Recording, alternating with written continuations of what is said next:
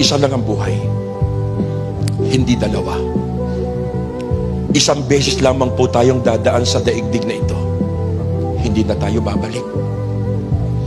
Pero tiyakin mo na sa pagdaan mo sa mundong ito ay nagkaroon ng pitak sa puso mo si Kristo, sapagkat tinitiyak ko sa iyo,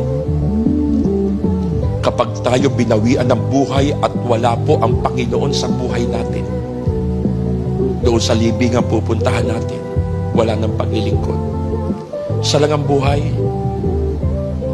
life is short, kapiraso lang.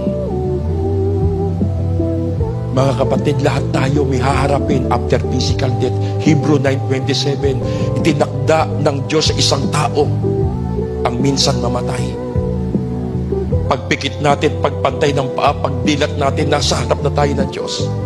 Ano mukha ihaharap mo?